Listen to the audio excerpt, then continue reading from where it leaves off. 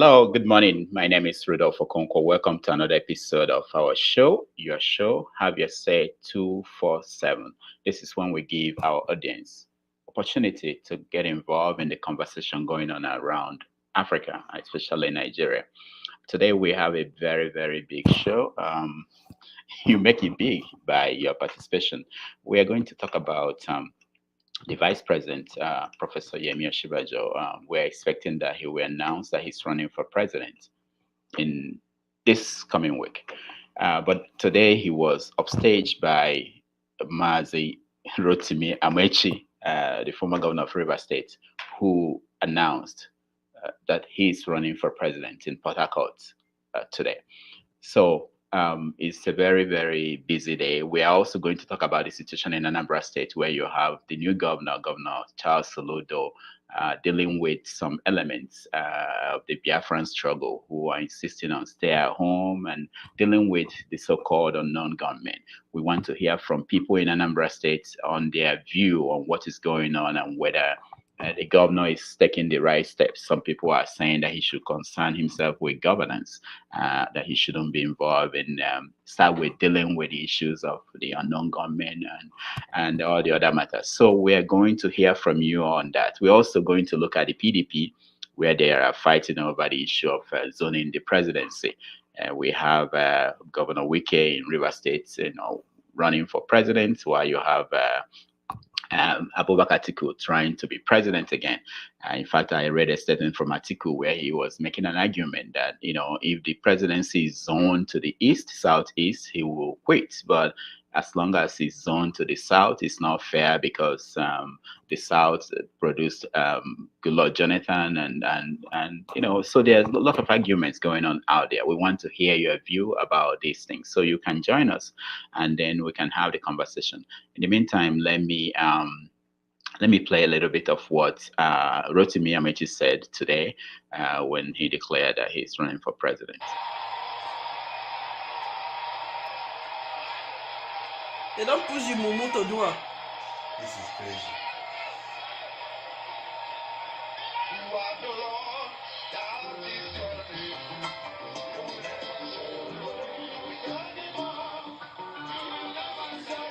They don't push the Mumu to do it. This is the end of him. I'll make sure you're finished. This man is finished. To declare Guinea. It's finished now. They have finally pushed him to declare. They cannot withstand. Okay now. The crowd of Tinubu. The game don't start now. It is now. You see the pressure will be on Amici. The game don't start. My God have answered my prayer, because I pray that this man should declare, so that he will know the kind of people Nigerians are. A fucking failure. Mumu man, go and resign from that office job. Make another person take over. You see how to be a jobless man. His compound will be dry. All this pride we see here, you know, go see him again. It's a failed man. All right, that was a colorful commentary by regular Nigerians like you and I, who are observing these issues going on and making their views known to the world. That's why we have this show. We want to hear your views. We want you to join and make your views known to the world. Amechi joining is a very interesting dynamic in the. He's been denying that he's interested in running for president, but obviously right now he came out to announce that he's running. We've always known that he's interested. And that brings up a very critical, according to the commentary by that lady, the game is set. So when you have Amechi on one side, you have Rotimi here, you have the vice president. It will be very interesting to know who will emerge as the person that will win the nomination and what that means, because the outcome may lead to, as some people suggest, the split of the party, the APC, which is the ruling party in Nigeria. Also, like I said, the events in Anambra State is of interest to people around the country, because the continuation of the trial of Nnamdi Kanu meant that there are splits within the Biafran movement on how to handle that. So we also want to talk about that. But before, as we get our people ready to join us in the conversation, I want to play a little bit of what Governor Soludo said yesterday, I believe, in Aguata, where some unknown gunmen went and set the local government council on fire. So let's hear Soludo. Between and the forces really got to the criminal camp between Tupu and Ovie. And that's a camp in which they continue to operate unhindered. And for the first time, they have been there for more than a year, more than even 2 years, that we've been getting reports that they were operating from there. They came from there unhindered and attacked and burned, kidnapped, raped, bombed places. For 2 years, they operated from there. But like we said, Anambra is determined to restore peace in our land. Peace and security must reign in our land. And so yesterday, they were smoked out from there, the camp destroyed, and I think as they were fleeing from the place, cowardly now decided to come and set ablaze the local government. But thank God that the police came in on time and also smoked them out from here. As we've quite said, and we've said it over and over, we've offered olive branch to all those who are in the bush to come out, surrender your guns, and we'll help to rehabilitate you to play critical roles in the development of Anambra, the southeast, and Nigeria. And but those who refuse to take that option and decide to continue with their criminal activities from the bush, various bushes around, we can only say one thing to them, and that is that they cannot cow the people. Anambra will take back their land.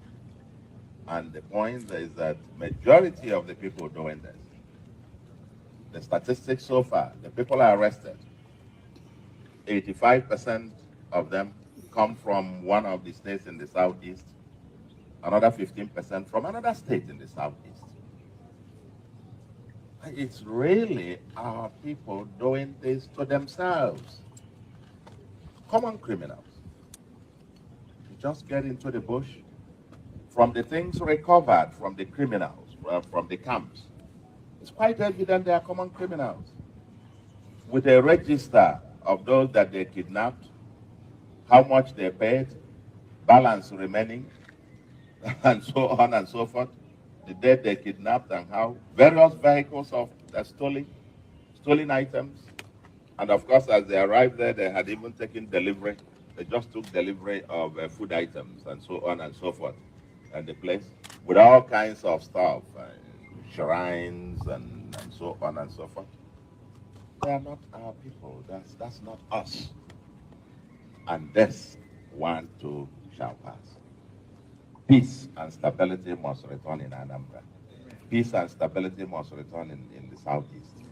We cannot tolerate all of this. What my message to them is that take the olive branch and come out. Surrender your gun and we'll help you gain a useful life. But if you choose criminality, anyone in the bush with a gun is a criminal. Anybody in the bush with a gun is what? A criminal. And will be treated as such. There will be no hiding place anymore in Anambra. If you want to operate camps, if you want to do this, where you kidnap people and do that, you better find space elsewhere. Because if you fail to take the olive branch, we will come after you. And no amount of warning or whatever will cow the people. All right. So welcome back. This is a very interesting day in the life of Nigerian political dispensation, this current election. A lot of things are going on. All the pieces on the board are moving, and we want to look at what's going on and who is where.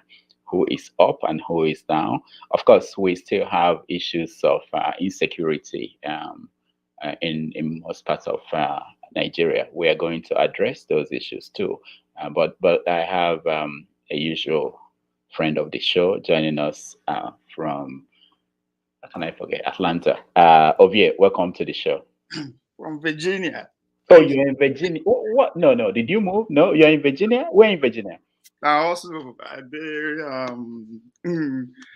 where's I'm on something Williamson is on it's a resort on it's a vacation resort Okay. on the west side of Virginia. So you're on vacation, or what are you doing there? My hustle. Okay, very good, very good. I don't need to know more. I don't need to know more. My work. Yeah, I understand. Welcome to the show. So we framed today's show that we are going to start by talking about the vice president. From all indications, things are looking up that this coming week he will declare for president. But once again, he's been offstaged by Rotimi Amechi, who came out yesterday or today, I think it's today, to say that he's running for president. Well, let's go back to the vice president. The question we were posing online was about what argument is he going to make as to why he is the candidate to vote for within their party. We're talking about primaries now, as against Bola Tinubu. How is he going to present his candidacy without making it look like he thinks that Tinubu is not the right person to go for the presidency? Yeah, that's. I mean, I don't envy him at all at this point. It's. But within the party, I think that's where his weak point actually lies. I mean, he has no grip of any faction, it's more or less. I think Tinubu not putting him forward for that position. No, he saw it coming. The man, experienced man, you know why they pushed him rather than Babatunde or that. So he knows that, of course, there's no way he can have a chance against him when it comes to the party within the delegates now. Whether we like it or not, it's not money. It's all about the Benjamin, as they say back in America. So, and he doesn't have that. Yeah, you ask a good question. What will he use to convince them that he's been there for as vice president for 8 years, which is pretty much. Who cares about the office of the vice president anyway? It's pretty much, and this administration didn't fit well to put him, expose his, hide his capacity in a way, but rather giving him some flimsy activities and things that doesn't make sense, like traders' money and all that, just to ridicule his chances. I mean, they know why they are all doing that. They know he's going to please against him. So, and one of the biggest mistakes he made by firing, what's his name? Baba Terry. That is a rookie move. That is out of that's to tell you that he's a novice. He doesn't understand the politics. Yeah, but some people are pointing at that as a sign that he will be a strong leader if he should become president. That is a rookie mistake. That is, politically, that is something they know. They pushed him. If Baba Cherry were still in that position up to today, what do you think that would be the chances of Tinubu as it is now? Because he would have been the favorite person to run as he's running mate, as a Christian from the north. You understand? They know why what's his name, the Attorney General and the rest push him to do that. There's a setup, but as I said, not novice. He went ahead and that's a big mistake on his own part in terms of how are you going to convince the delegates now that you can actually stand on your own. So it's but to me the biggest take for me here is the Yoruba nation. If I may use that word. Okay, what's it? With all the bragado, intelligence, we know this thing, blah, blah, blah, and all that. how they will allow Tinubu, a man that an average Yoruba man no like him politically. His popularity is out of hatred and whatever against him is valid. But under their watch, the man was able to put everybody in a bottle hole, put them on a chokehold. Because nobody you mention in Yoruba land today, potential president who has presidential capability without a Tinubu maker. How would they allow that to happen? I don't understand you. What do you mean by how they allow that to happen? As it is today, mention 3 Yoruba origin that are capable of going for that seat. As it is today, mention them.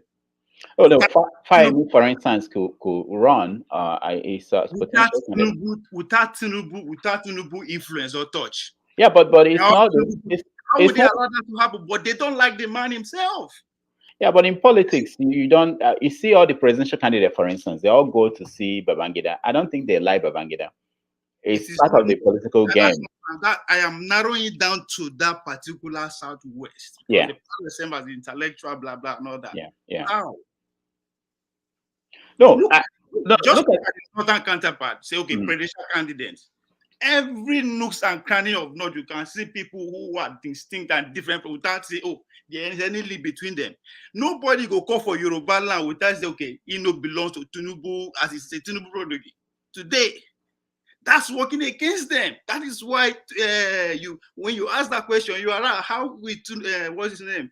Osinbajo going to convince people that, to me, it's one ticket, which is not going to fly anyway. Either way, they are not going anywhere. You understand? If Tinubu actually want to produce a president within that region, now he would have, if for no evil, betrayed his own son, Babatunde Fashola, because now the best potential candidate from that region be that, if all were to be well. What do you mean that he betrayed him? What do you mean he betrayed him? He's not the one that nominated him for the ministerial position. It's a no fact, no be him. So the people that understand the politics of the game, the northerners, the one behind and bring the man. That is a move that is working against that. I think you can't even. I mean, I don't even know how to put this down to say the Yorubas how they will allow Tinubu to produce pretty much everyone at this crucial time, and they don't like him. So what game are they playing? Either way, they no go fly. As far as I'm concerned, they're distraction. So what do you think will happen in APC? APC?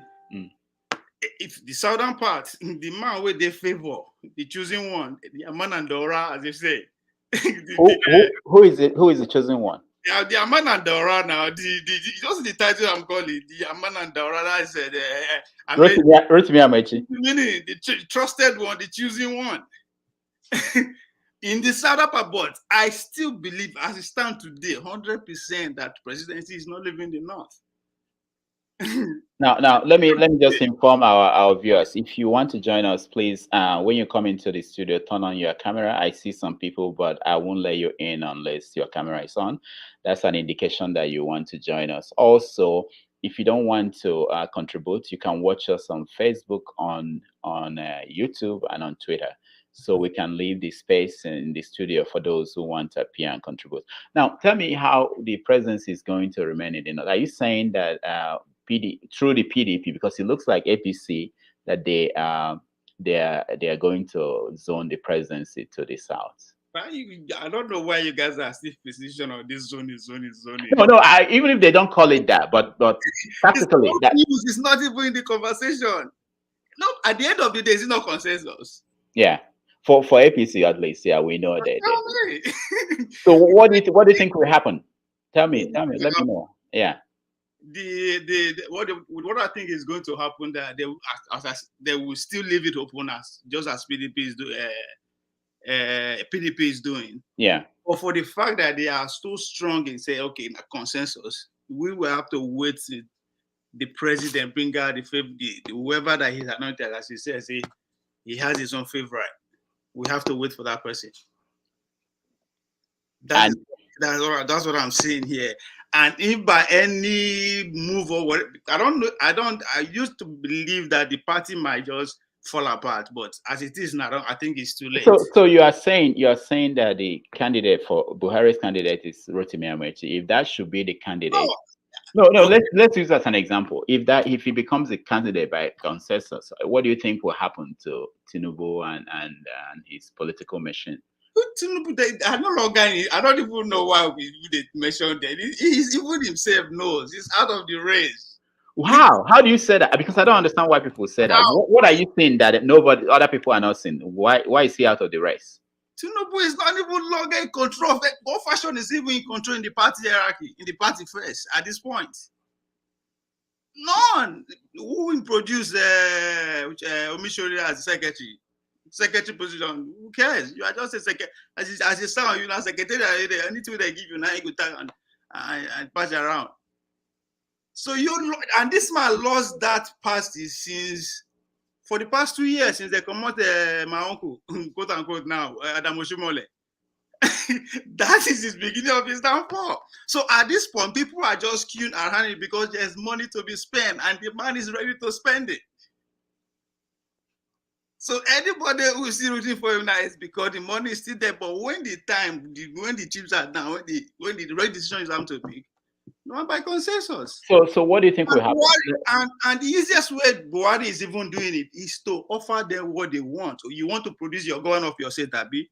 Fine. You cannot be in control of your state and now you want to be in control of the center at the same time. That is how they get them making sure Adamu becomes the APC chairman. You know, if you produce your state chairman, you can't come and tell me say you have a say in the center. No, it doesn't work. Go and produce your state chairman. Fine.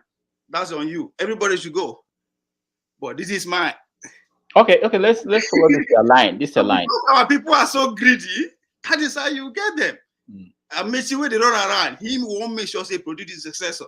How you want to do him if you know agree? So if at the end the consensus candidate is not Bola Tinubu and it's not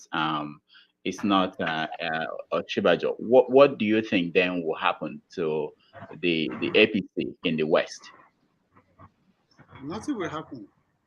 How would they win the election? Who should win the election?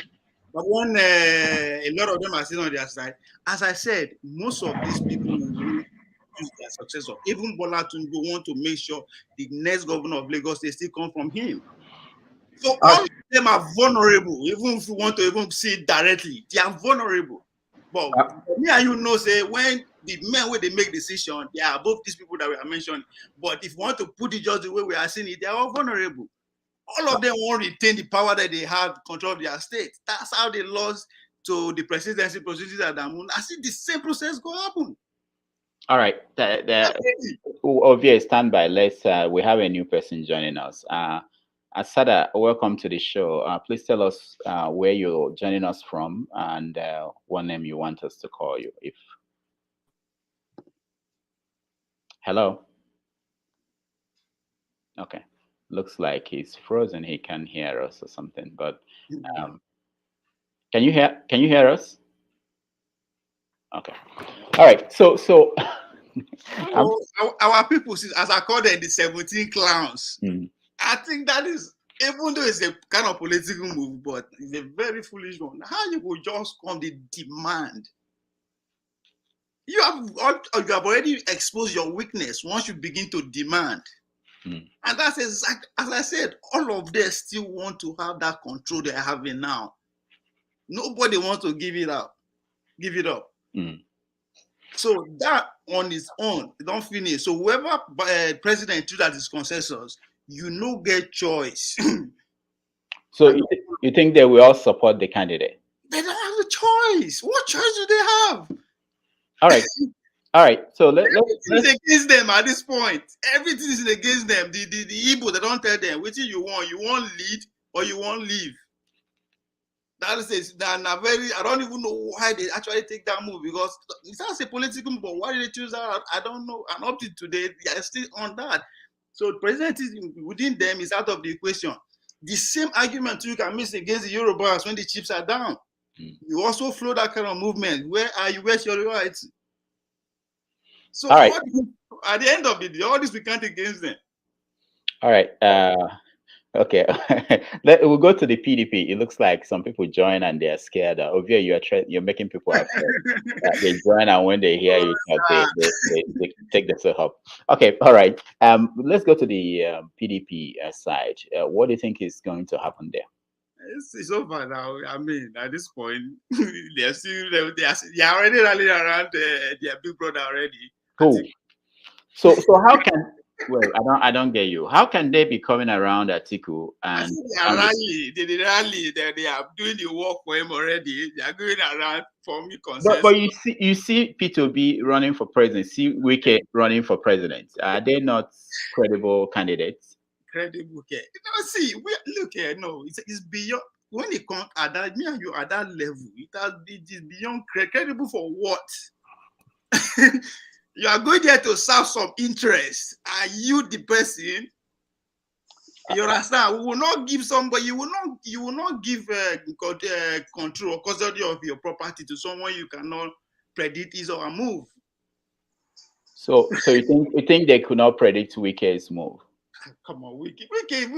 So no, Wike is. I respect his also. I respect his move, but he said no. Now there are some people that know deep down they know go asking. But I respect his move. It will give him a bargaining power on the long run. As I said, I don't think he want to leave control of rivers to anybody. He go fight until. All right. Ovie, hold on. Let's see. Maybe finally somebody wants to challenge you. Atiku. Oh, Abubakar. I almost called him Atiku. Abubakar. You're relaxed, and can you sit up a little bit, and if you want to join us and contribute. Abubakar, can you hear us? All right. It looks like Abubakar. Most people just so Ovie, let's continue because you have an interesting take on all this. So yeah, I don't see Wike going anywhere. Wike no go. I mean, now it's open. Abi, let me see which position I go give Wike. I don't know. Okay, let's say obviously as it is now, I don't know how they will take convince Atiku to give it up. So they are working at the end of it when when Saraki led all their consensus, whatever. I think they told them from the beginning, we will go and meet our big brother. Babali said it. So they will go meet them. They go cut deals. At the end of the day, Atiku will see fly. And PDP will prefer Atiku to fly that ticket. So they will do everything too within their power to work to make sure Atiku fly the ticket.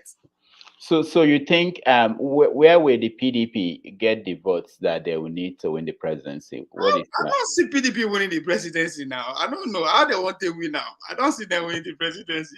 So at the end, you believe that APC will still win? Of course. So you think say all these things, all these so-called legacy, we boy don't say so we just abandon them for no. Come on, man. These people are smarter than that. So way smarter than that. So what's the coalition that will keep APC in power if Tinubu is not the candidate and Osinbajo is not the candidate and Amaechi is not the candidate? I think Amaechi has more chance than these two people you call. I don't even know why the Yorubas actually believe that the presidency will be ceded to them. I don't know. If Amaechi is the candidate, how will Amaechi win? Where will they get the votes? Amaechi get the machineries now. They're not in control of everything. They talk as if say everything like okay, 1 + 1 are 2. I mean, we all know how this thing works. All right. I need to hear different viewpoints. So yeah, you are scaring me. George, welcome to the show. Thank you for having me. Yeah, where are you joining us from? And Romania, actually. I'm joining you from Romania. Romania. Oh, wow. Very good. Let me just see if Abubakar is ready to speak. Abubakar, are you ready to speak to us? Yeah, good afternoon. Nice to have you. Yeah. Where are you joining us from?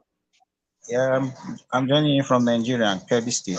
Kebbi State. Good. Yeah, we need to hear from people. All these people abroad, I don't trust them. I need to hear from people in Nigeria. But let's, George, just let me come to you. So you see what's happening in Nigeria today. we are waiting for the vice president to finally, muster the courage and announce that he's running. But before he could do that, Rotimi Amechi joined in this race for president. What do you think will happen? Well, I wouldn't say I'm very knowledgeable to the extent that my colleague or my brother here has been speaking. He has shown that he knows knows a lot about the happenings in Nigerian politics.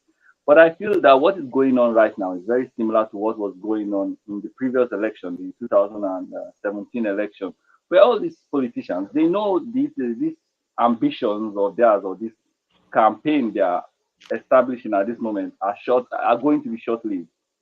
They are like creating distractions. Amici is running. Osinbajo might declare. Wike wants to be president. All of them want to be president, but deep down within the party, they know who they want to present. It's like they are painting the opposition, trying to see who the opposition will present, and by then they will now decide. Oh, everybody will now fall back and line up behind somebody, and they'll push that person. Okay, who do you think they are going to present at the end, based on your own assessment? Okay, now they're in a dilemma because according to the Nigerian unwritten rule of leadership, we must have a Christian-Muslim ticket, and after a Christian, then a Muslim. After this North, then the South, then the West. So now we are in a position where the Southerners think, okay, it is their turn, quote unquote, whereas PDP has now embraced the meritocracy that they have been talking of for some time. That we want it based on meritocracy. They were not talking about meritocracy the last election cycle, but now they brought it up and they're like, we want meritocracy, which is for me it's just an envelope word for saying we have the possibility of presenting any candidate we want. We're not going to respect the zoning rules. We're not going to respect the kind of handshake agreement we've had until now. But meritocracy in Nigeria, I'm sorry to say, it's a lie. It's not. It doesn't translate to much. If we were practicing through meritocracy, how about the people in the House of Reps will not be there? But I think the PDP will still try to push Atiku because they believe their best chance of winning the presidency of Nigeria is with a face like that of Atiku. But APC can decide to present a candidate from the South, which will force their hand to choose Peter Ovie.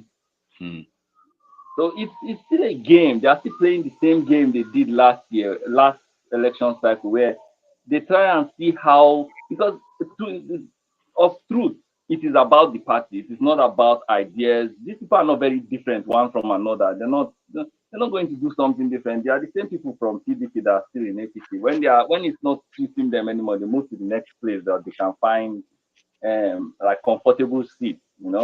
Like take the House of Reps members. They switch parties while occupying the seat. Like it's not a big deal to them. But it's about the party. How much money can, quote unquote, how much money can you bring in? Because these are accusations. I can't confirm them. How much money can the presidency bring in to push the party forward? Can they use to strengthen their party positions from local government, governorship, and the House of Reps and Senators? So they're just going to play this game back and forth, try and push who they think is most likely to bring in the presidency to their party. And once they get that, you will see the governors will align, will jump from APC to PDP, the senators will do the same. APC is the one where it's sketchy. Somebody like Tinubu with all his money and all his influence, as we are led to believe, can decide to run on the APC ticket. But then my colleague here has been saying that Tinubu is not as popular as the media is creating the impression, or he's convincing people that he is. So then again, we're now stuck with, if Tinubu is not running, this is the problem, that if Tinubu is not running, APC does not have as much. APC becomes the party they used to be before 2016 if Tinubu doesn't run. That's what I thought. But George, hold your thought. Let me see if John Abba, he joined us, if he's interested in contributing. John Abba, welcome to the show. John Abba, are you driving? Are you talking to us? Yeah, I'm driving. Okay, okay. You may be dangerous. Just keep going. When you have chance Yeah, to. when I start. Yeah. Okay, all right, All right. good. All right. So the point there are some comments here who people are saying that they disagree with this man that Tinubu will cleanse a APC ticket. I can bet with my life. I'm not saying Tinubu is not popular, of course, as it stands. Maybe now only Atiku go fit match or some person with popularity among all of them. But I am not basing my point on that. I am giving my point based on the fact that at that level of politics, it's not by election, but by selection. You understand? And Tinubu on his own gets more power. That like being gets more veto power. So you don't give that such a person that can leadership. He will screw everything up to his own favor. So they will not. So now what you go work against and be done? Not be by saying they popular, not they popular. No. Why is what's going to work against him? Against even inside the party, as I said, the man has lost the grip of the party over 2 years ago. So he tell me, say, how you want to come do him? And already, because of the people where in don't even go after politically, which is a good move, by the way, the likes of Rochimi and Rochas Okorocha, his own brother, Ogun State, that's Ibukule Amusu. You know, he went politically, which is a good move because now the people is going to give and run for money be that from the onset, but they was able to, take them out of the game. So do you think those people now will actually, they are still very much strong in the party? What's his name? Rochas Okorocha is a founding member, father, if you want to put it of the party. Any decision that is going to make the party, he said, go sit down for table, just like Tinubu is. So are you telling me now, knowing that he is the architect of their downfall, they will work for him within this party? No, they will work for their own interests too. They want to enjoy the kind of privilege they're enjoying now. Okay. And at the end of the thing, that's what is going to work against Tinubu too. If you want to leave, do you know what you are leaving behind or what you are going to miss going forward? You are vulnerable. All right. Hold on. Let's hear George. George has something to say. Now, the thing is, winning the election is the goal. Winning the election 2023 is the ultimate objective. This ideology, I mean, it's idealistic when you present it like that, but we know that this thing is not how real life is. When they get in, they start doing anything they like. Once they've won the election, the same people that complained about that, oh, dude, choose us, we know how to solve this problem. They don't solve the problem. Things have actually gotten worse. But the idea, when they were pushing integrity, loyalty, a former military general, they didn't care. I mean, it's just, let's do this, we'll collect this thing from Jonathan. Once we are there, that's basically the goal of the election strategy is to win, but don't forget, these people are in power, so they have everything at their advantage. So popularity is not their problem. You understand? The machinery that will do the job, that's the police, the military, the INEC, everybody, is not their problem. They don't get on their grip already. So in terms of popularity, so they pick you and make you popular within 3 months, just because they are in power. So that they don't have anything to worry about. Because Bola Tinubu is popular. No, that is not there at this point. They are not opposition, and then they're in control of everything. Okay, Ovie and George, hold on. Let's bring in Ralph. Just joined us. I think Ralph is from Vice State, very close to Rotimi Amaechi's River State. Ralph, Rotimi is declared that he's running for president. Does that change the whole dynamics of this election? Are you happy? Let me first ask you, are you happy? Okay, Ralph is trying to figure out his system. Ralph, can you hear me? You may have to unmute yourself, Ralph. Okay, let's come back to that. Nobody. Okay, well, I already said nobody was able to jump, but sorry, can you hear me now? Yes. Okay, go ahead, Ralph. Yes. We can hear you. Okay, I was getting echo. Sorry.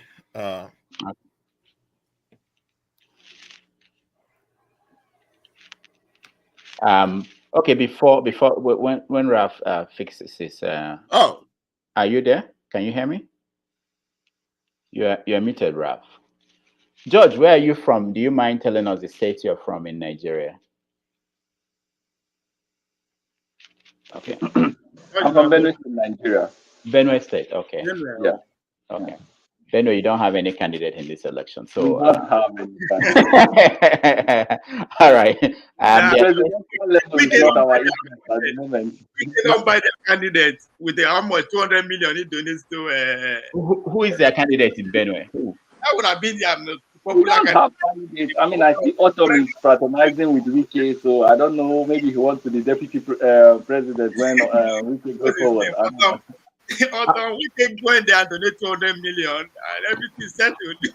All right. Let's get there. So many people joining us. So let's get the view of different people. Let's start with Raf. Raf, okay, go ahead. What's your take? Amechi is in, and the vice president is still marking time, and everybody's jumping in. What is your take on Amechi's presidency, his candidacy? Okay. Before I give my take on Amechi, has he officially resigned as minister? That's a different issue. Well, we never know. I think by tomorrow we'll find out. No, it's not. We never know. But I thought the law say I thought you're supposed to resign. You can't be holding minister and be. But anyway, so I think it's 30 days to their primaries. I think that's what. Yeah. Okay. Well, all right. So, that's good. That's always been Amechi's dream right from day one, when he was a speaker, to run for president. So it is good to see him finally get to this level. This is the culmination of all his being in politics since 1999. So yeah. So this is what it's been about, and well, let us see. He's thrown his heart into the ring. Finally, he's beating his master. You think he's a strong candidate? Ralph, do you think he's a strong candidate? It depends on our definition of strong. That's it's subjective because if you are an APC follower or an APC supporter, then yeah, and you are not from the northwestern side of things, you might not consider Amechi a strong candidate. But if you go by the Nigerian politics, the dedication to commitment, Amechi is technically a strong guy because he was, since 99, had said, I want to be president. I am willing to start from speaker to governor to minister and president. He had created a path and said, this is how I will get there. Is he my type of person? Hell no. But the man designed a path that this is how I will get there. And he stuck to that path. All right. So let's different ways. Okay, let's go to Uchenna. Uchenna, tell us where you're joining us from and your own opinion on the topic. Yeah, I'm joining from California. San Diego, California. Okay, nice to welcome you. Thank you so much. Thank you. All right. Yeah, to be sincere, I have lost hope in Nigeria. But with people like you and some few people, I gave up that idea. Now I'm kind of passionate about Nigeria. And that is why I kind of thought about any topic that has to do with Nigeria. That is why I joined.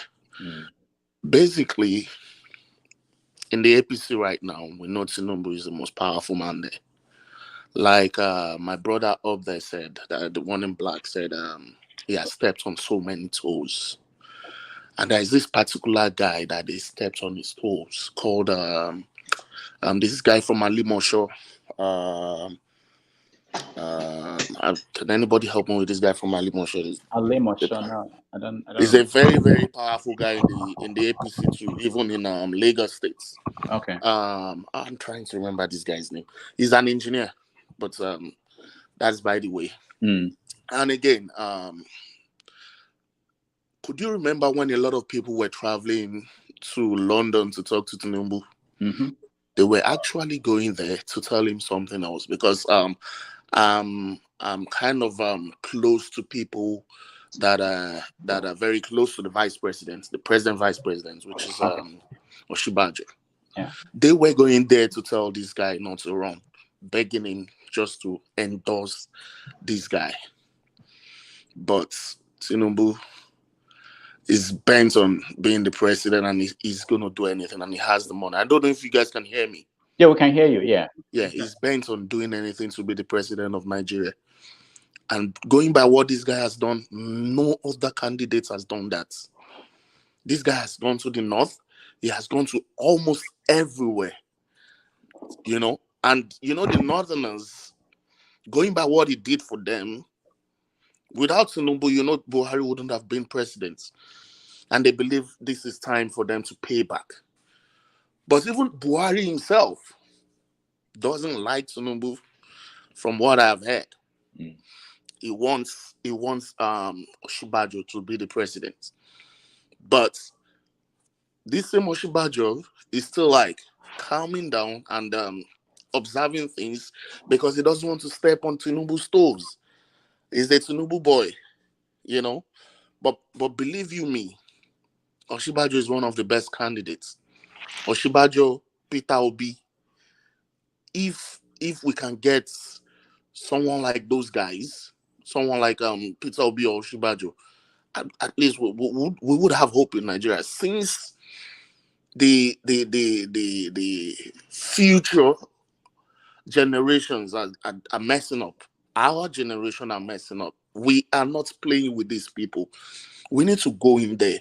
If we are really interested in getting into power, we need to play with these guys. We don't just come out one day and say we want to contest for presidency when we haven't even done anything in our ward.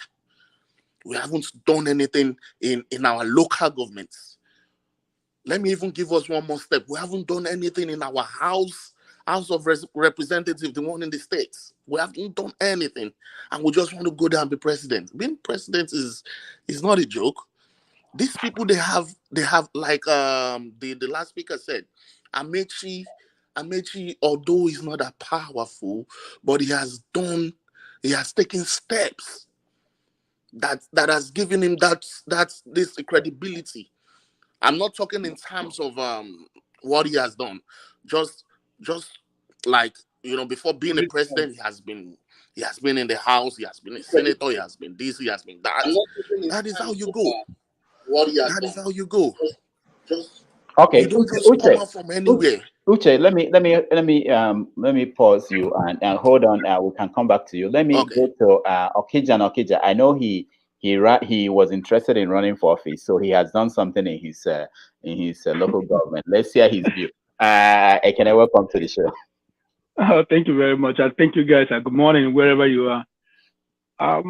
I think we spend somehow we give credence or we promote these people like Tinubu by talking about them, and I think we should stop talking about people like that.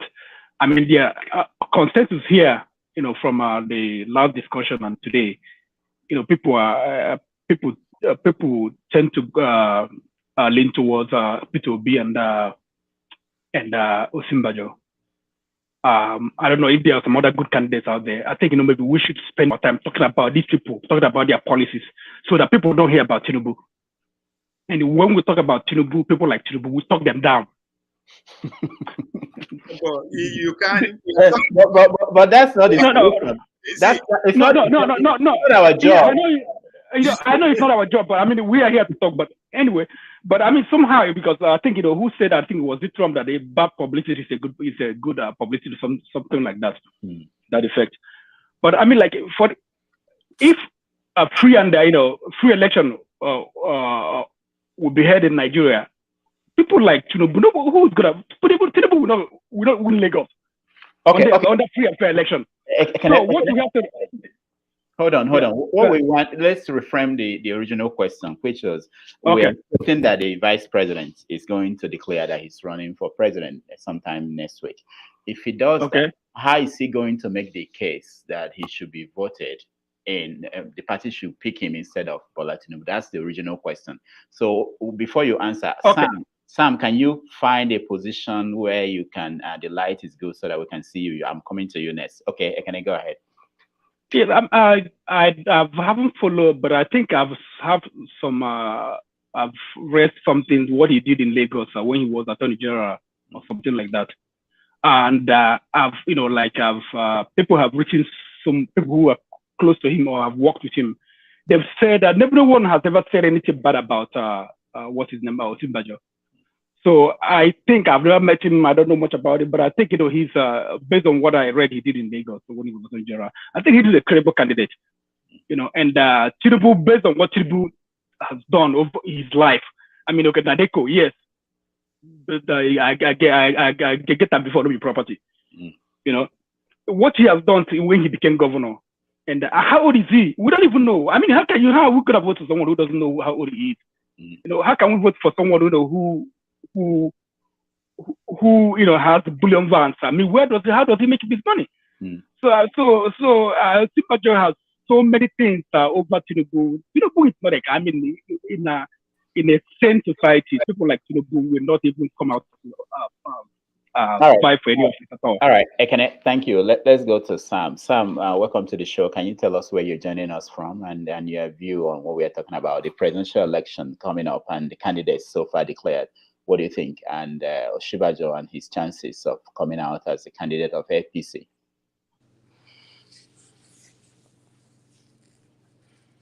Can you hear me, Sam? Okay, Sam, you have to unmute yourself or okay, go ahead. Try again, Sam. All right, we can't hear you, Sam. You're still muted. Let me say something again here. Okay. Politics also okay. The higher power do their selection, whatever. Now let's bring it down to the ordinary voters on the street. If there's anything that is the southern media did so wrong and be doing so wrong for the past maybe 5 years now, is plain identity politics. Just yes, the current president, who's happened to be of Fulani extraction, is doing woefully. I mean, whatever way you can bad, is not doing good at all. Doesn't not give you the audacity to just generalize everyone and calling them names pretty much day in, day out. These people, what they call Abokiso, this game, they are far ahead of everybody within that region. Thanks to radio, the advent of radio back in the days, all of their orders, when it comes to information, how even the world moves, they are far ahead. Now, if you pay attention to Hakeem Ahmed, for the past a year or two so, and he's been warning about this thing, what you guys are playing is dangerous. And even as we spend so much time within the southern social media and they criticize, they do all that, guess what these people are doing? They move from one community to another, encourage the young ones to actively join politics, they support the name. They go from one campus to the other. Even as we speak, they make them understand that narrative. Yes, they believe they will not be mumuna, not do this thing. And if they bring money, time don't come that we have to show them what we got and what we have. And if it comes to money to spend, we no get money region. Some of the richest people in that part of the world are from that area. And what do you think they are doing with their money? So that narrative, even though they're not put up on Main Street now, is going to play out heavily. It will be very difficult for them to cast their vote for any southerner come 2023. Okay.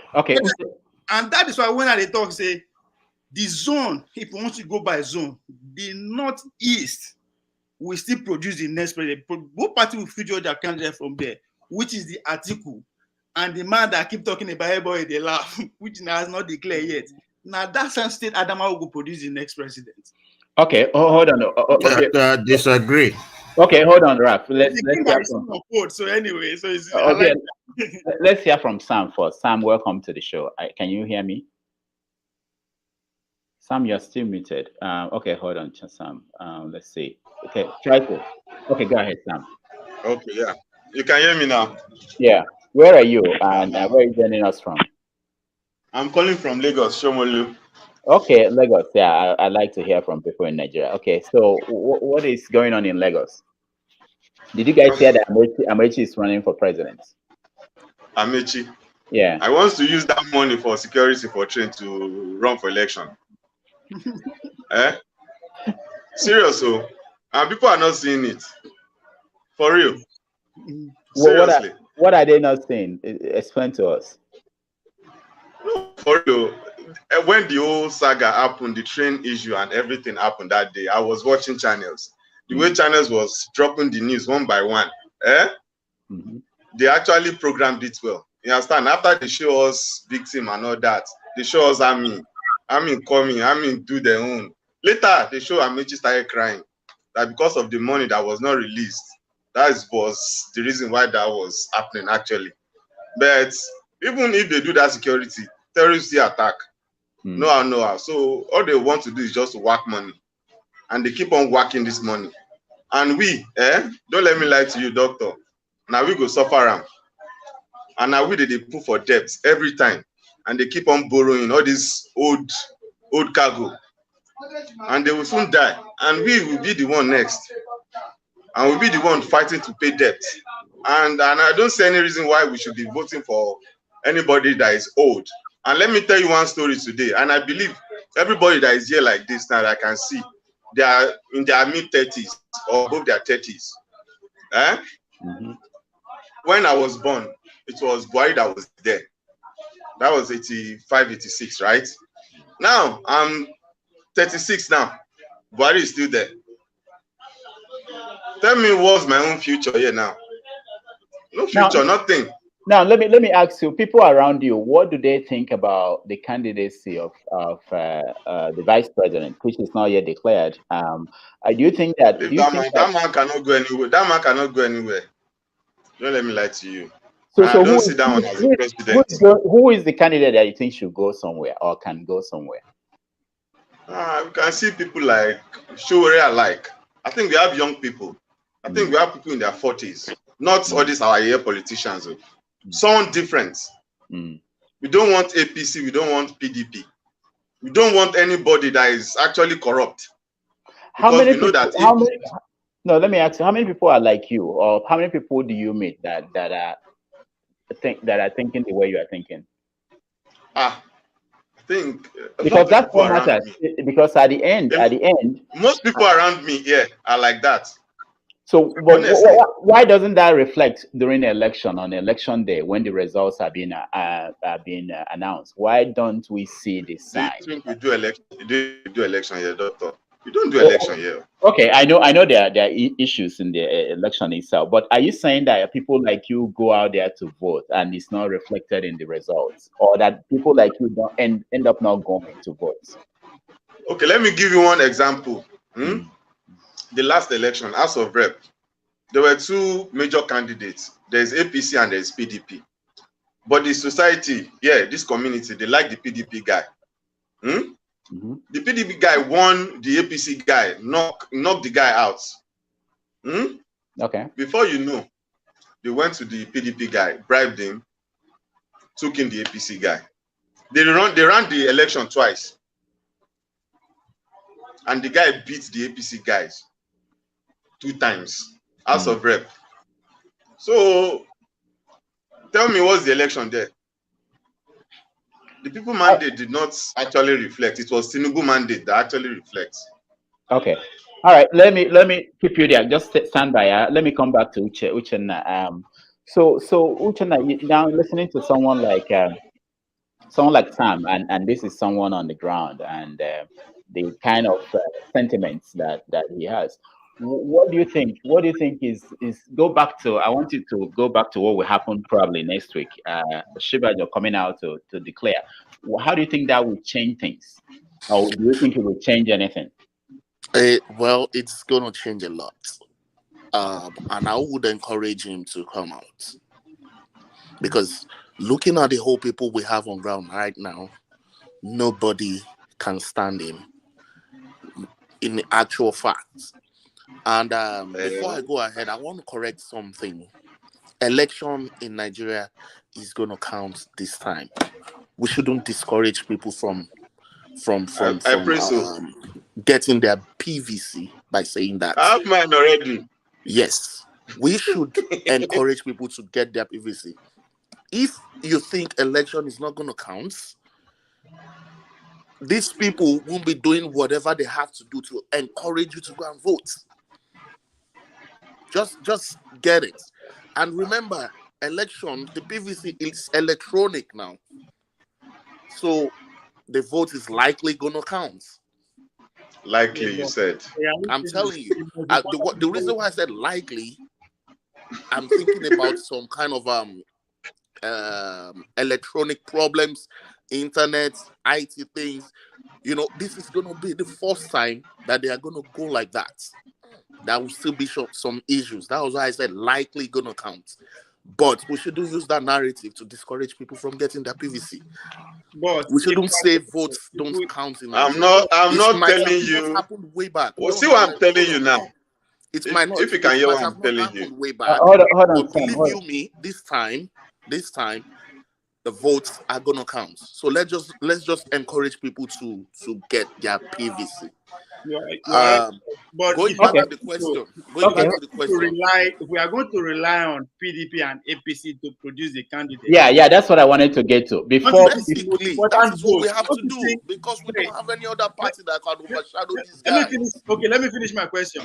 Then, don't you think that the most important vote is the vote at the primary ground, not necessarily the general vote? Not the general one. These people will produce like mind. Either way, no go make our life better. That's the fact. Okay, Uche, I wanted to point out that there is, before the people vote, the parties have to select the candidate, and whether it's consensus or by vote, at the end. Against third party. That is true. You're actually that is a dream. That is a dream that is too late to achieve. Yeah, that is so that's a long-term dream. If okay, can I say something based on that? Actually, the elections the main election is the party election right now, and when you look at all these candidates, even in their parties, they have people that are not loyal to them. I mean, they can still go ahead and do whatever they want to do. Then they can. That was why I said they can still do whatever they have to do. But then that gives us that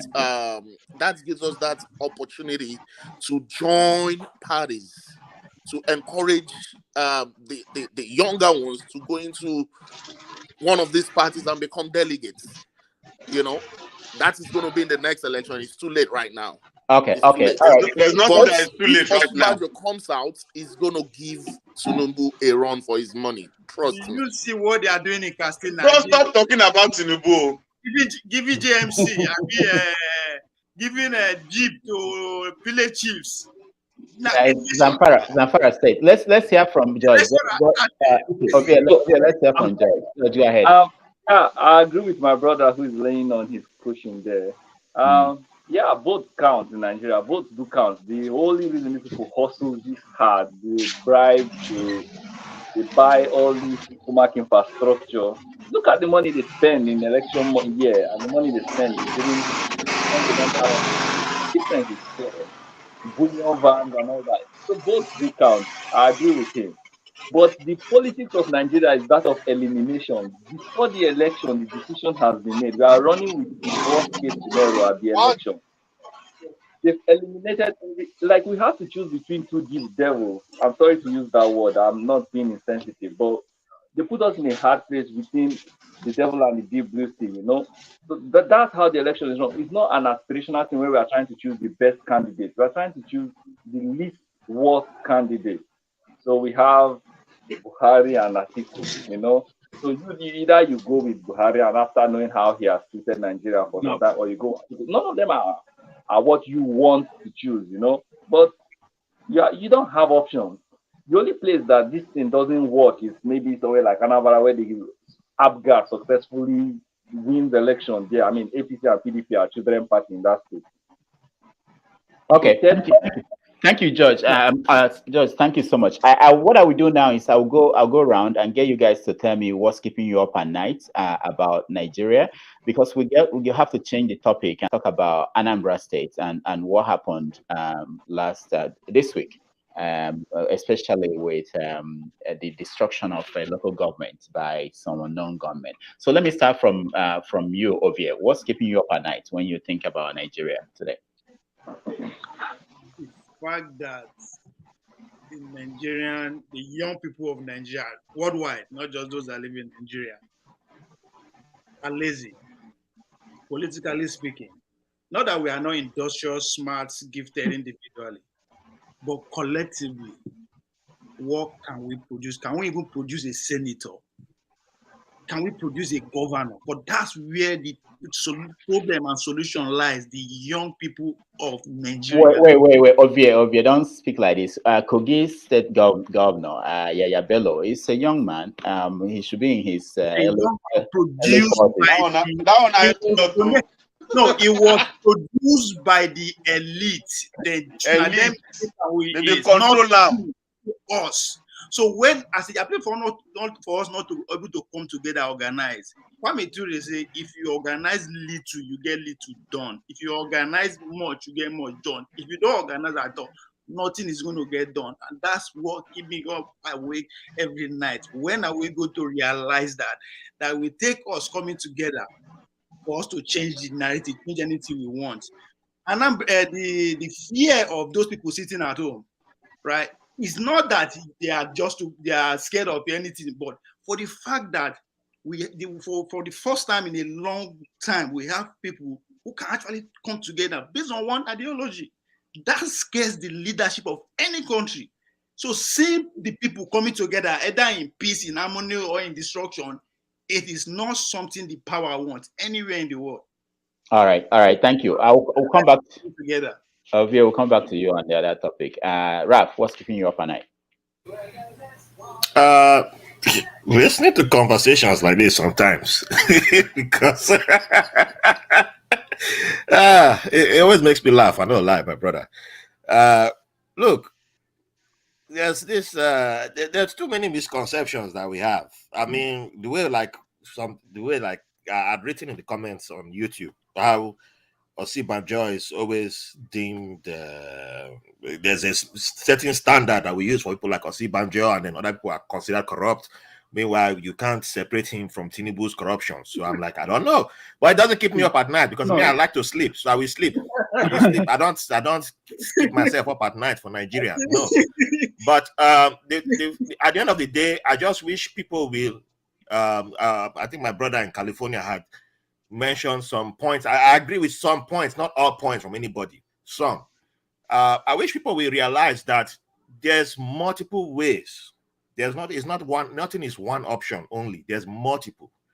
And I live in New York. I participate in voting here. I'm not going to come vote in Nigeria. No, you're not going to kill me if I come. So I'm not coming. But there's multiple ways. It starts with the little things. It's not always, we always think Nigeria has to be the big thing, and that's one thing that kills us. The little things. You can start by changing your local government. You can start by changing your councillor. I think we always dream too big, and I think that's what killed my brother Ovie. Ovie always talk about big movement, big. No. Wait, Ovie, you talk since nobody disturb you. Wait, make I talk. Wait. You don't talk your own since, so make I talk. Yeah, I think we can always focus on the little things and we change, because everybody always say young people. Who are the young people?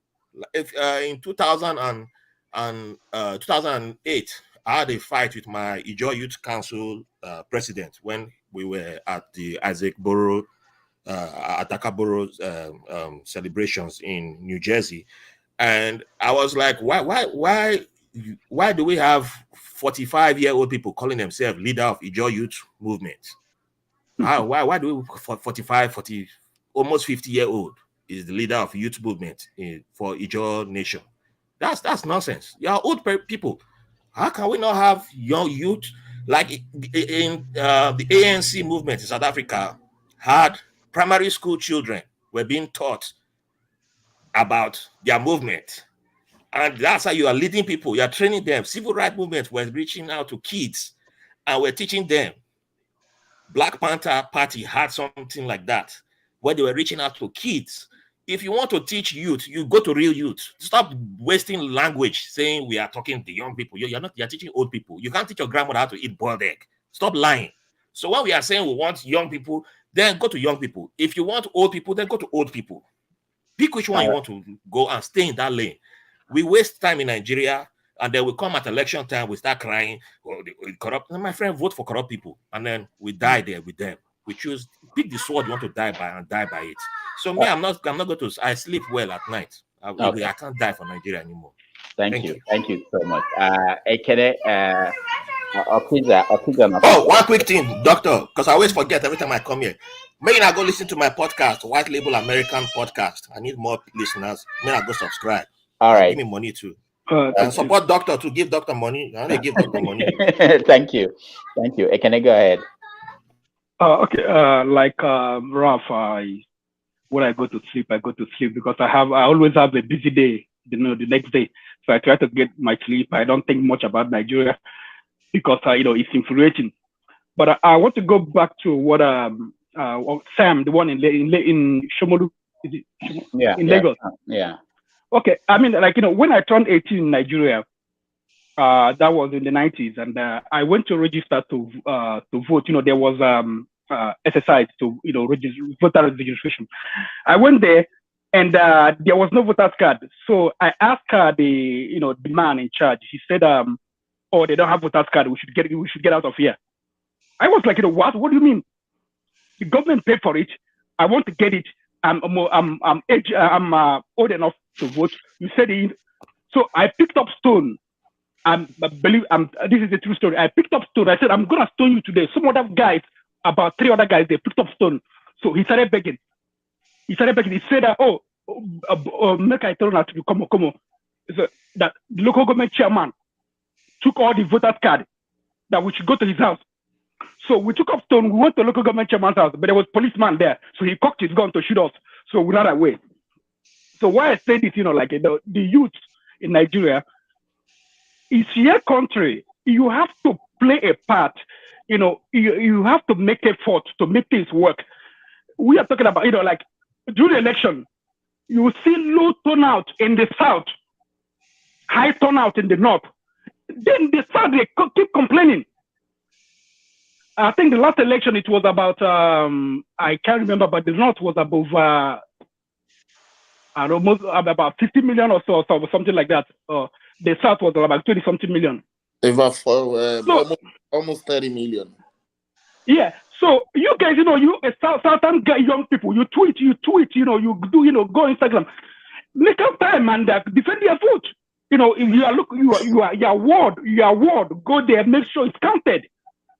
Get your card and make sure stay there, make sure it's counted. Even if it doesn't count anyway, make sure yours count. So that's what I'm gonna say. There are about people that say, we have two parties. No, we don't have two parties.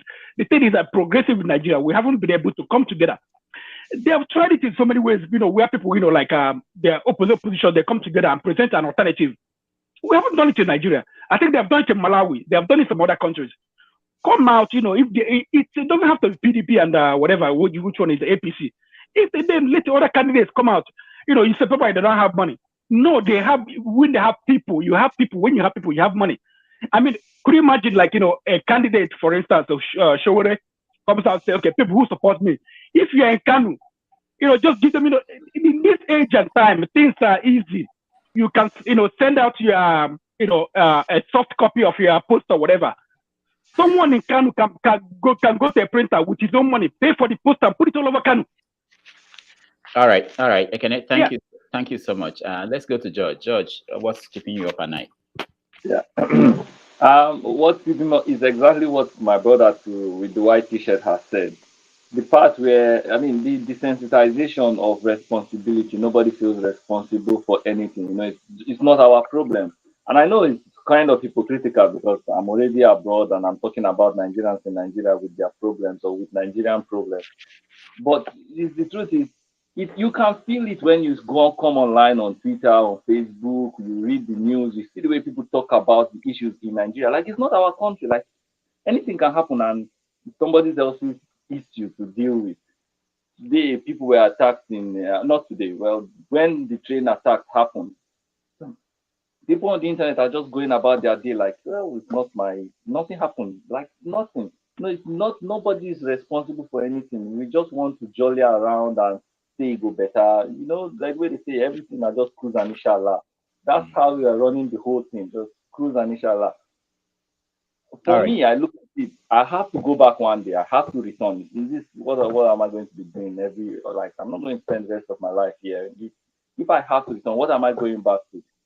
How do I contribute my own quota? I mean, one person might not change if they want to try dictatorship. One person might not change the entire country, but in my own small space, what am I responsible for? How do I take ownership of the space that I am as a Nigerian in Nigeria? All right. All right. Thank you. Let's go to Uche. Uche, what's keeping you up at night? Wow. A lot of things keeps me up.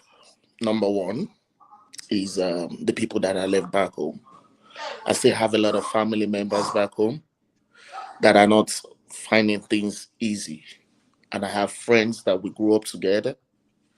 You know, when you see them now, they look like 25 years older than me.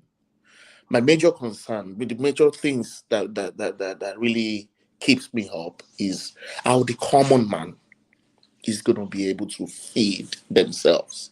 Because trust me, there is hunger in that land. And what can we do?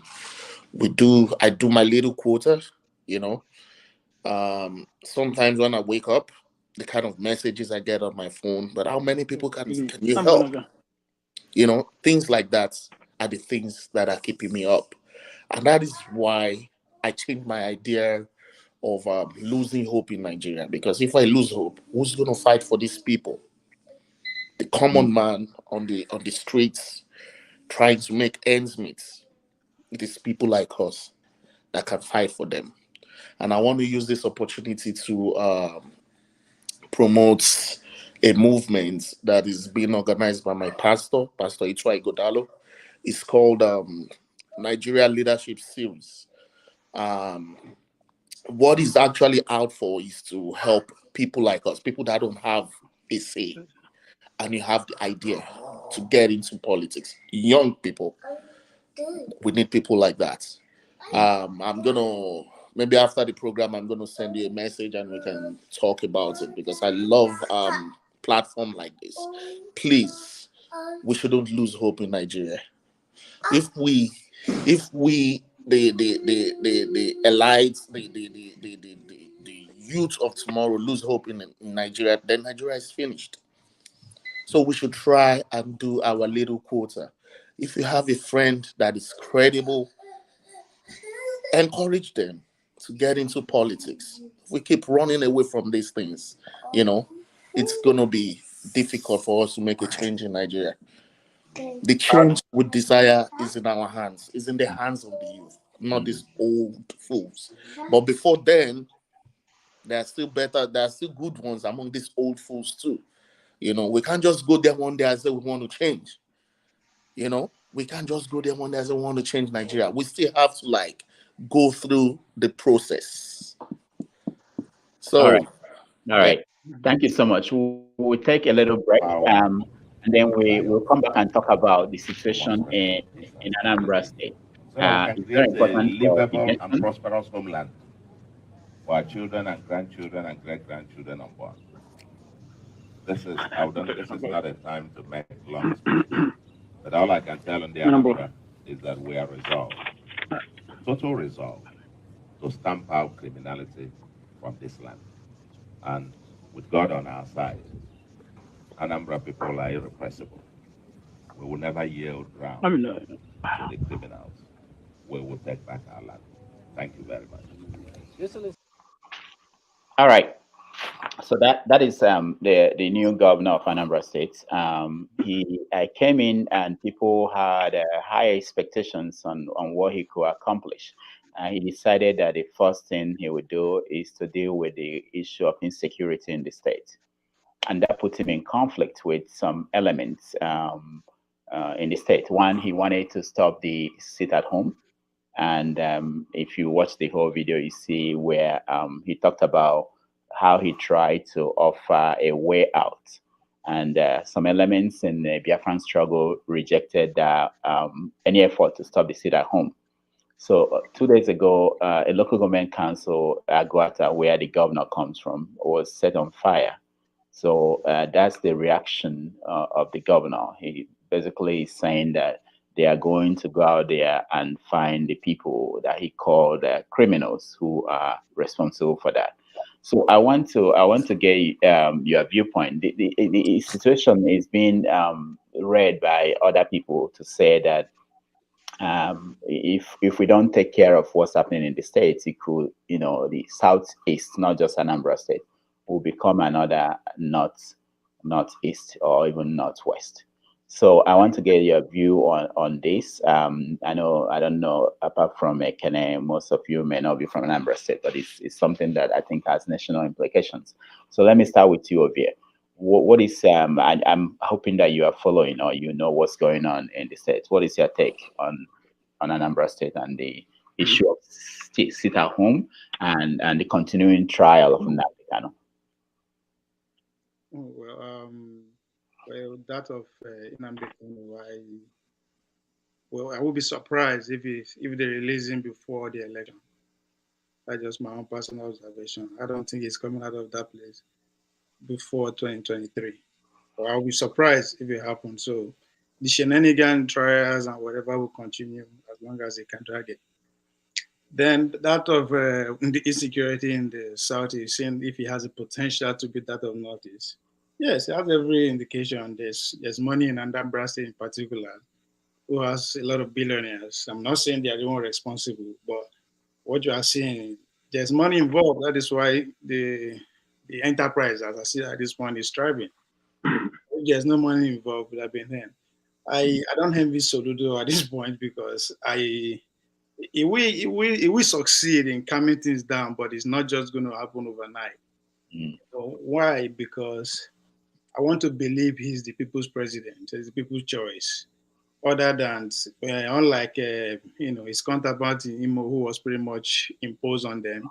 So that of Soludo is okay, quote unquote. If we say the vote counts, they actually come out and support him. So if we keep driving the narrative of wanting to change things to the 21st century, as they keep saying, the people have to work with him, and I think they are ready to work with him. So that means if he's able to establish that solidly, that means whoever is like the IPOB or the non-government, that means you are not just fighting the governor, you are fighting the people. So on the long run, the people will win. And I don't expect, or I don't see the current administration at that level either going to intervene because you decide to harm yourself, economically or whatever within your own people. So be it. So I think that's the game they are playing. So the onus is upon the people to look towards the future. On the long run, who is going to win, who is going to gain. So it's I don't envy him at all at this point. All right, Raf. There's someone, Dominic Andrews, is saying that we should be careful by saying that it's Biafran struggle, IPOB that are behind the insecurity in the east. That they are just criminals, and if you listen to the governor, he called them criminals. But also we know that there are some elements in the Biafra movement who are saying that they, even up to the point of basically acknowledging that they are responsible, that they are going to show the governor that he doesn't have control of what's going on. Raf, what's your take? Yeah, one thing that I believe is that we have what some people have been asking for, a man who is not cut out of the cloth that our, let's say, majority of our leaders in power is cut out of, and the progress that we expect him to bring to the table is not just going to happen just like that. There's going to be challenges, and we are beginning to see the challenges. And now the question is, how are we willing to accept or work with the challenges? Are we going to be willing to give him room to deal with the challenges? Are we going to be are we going to make room for him to allow any setbacks that happen? Because there are people who are 100% going to be like, hey, I'm a IPOB supporter. There cannot be anything bad that comes from IPOB or whichever group you support. I believe that people should have the right to express themselves. However, if you cross into criminality, then the state can, there's consequences to actions. So if you've been asking for a Soludo type of person to come into power, and he comes into power and he's trying to do what's right, and then you are still trying to sabotage him, then he has the right to respond. So when he responds, do you now say he is the same as others, or do you now say he is my brother? Let him succeed. Which side do you get to be on? So I think that's the question people need to be willing to ask themselves, and you choose which side you're on, because everybody is going to have to. We all act like we all want certain type of people to be in power. We need these people to lead Nigeria or our states, and then when they come into power, we act like there won't be challenges. Not everybody will accept you. People will attack, and we are seeing that attack happening in real time. It doesn't matter if you're APGA, it doesn't matter which other party you come from, whichever state you take over, there's going to be challenges, and that's what we are seeing. So how he's dealing with it, there's going to be time to use brute force. You have to break the stick, and hey, Soludo, we have to do what he has to do. All right, thank you. I know you're from Anambra State. What are you hearing from home, and what do you think is the solution? Some people are saying that he was doing too much too quickly, and that there are better solutions to the problem than what he's choosing to do.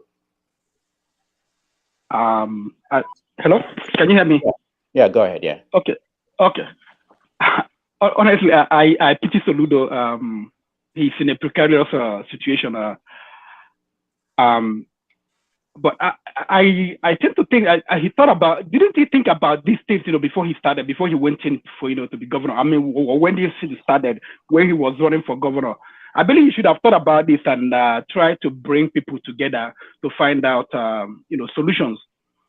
Because to be honest with you, I think this is deeper than just a Nnamdi Kanu issue. Because what I'm thinking right now is that even if Nnamdi is released, this is not going to end. That's the way I see it.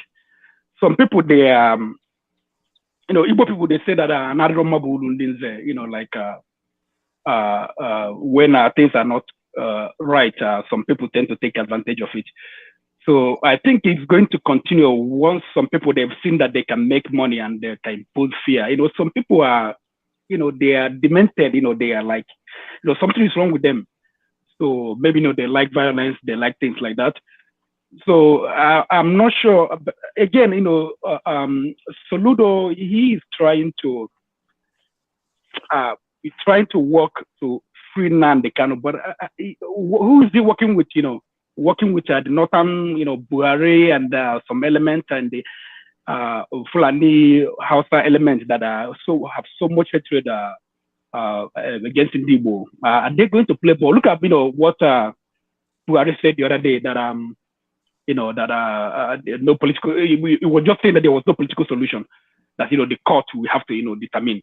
I mean, like all over the world, things. Even if Kanu was involved in violence, actual killing people, all over the world there were people like who were like that. Even the FARC in Colombia, whatever in Spain, the separatists in Spain. But then they worked out a political solution so that they'll become in the land. I think that's why I said it's the difficult situation because he has to with the promises he is making to Ndibo and IPOB and those people who have sympathy for IPOB. He's not going to deliver. He's not going to deliver. So, but I don't think that force will solve the issue. I think it has to be something that a coordinated effort with IPOB and because I believe the IPOB, they know people who are doing this. That's what I'm thinking. Probably they know. Coordination with IPOB, religious leaders in Anambra, traditional rulers, talk to these people, keep talking to them. And because yeah, and another Igbo proverb says that like it's kind of like when you put snail in the fire, it starts spitting out things. It thinks that it's quenching the fire, but it doesn't know that it's cleaning itself. So because all this is it will affect Anambra State. The economy is going to dwindle. People have stopped coming to trading on the market. People only trading on Monday Tuesday to Sunday. So it's going to affect the whole everything. So this has to be conveyed by religious leaders. They have to really get really involved. The bishops and whatever, the pastors. Stop. Let them, for instance, have like a unity service or whatever. 1 week unity service in Anambra. Big people, just calm down. Why we probably if things calm down, maybe the federal government will rethink its position and probably try to find a political solution. But I don't think the things coming out from Soludo's mouth that it will not help the situation. It should just calm down and rethink the whole things and yeah.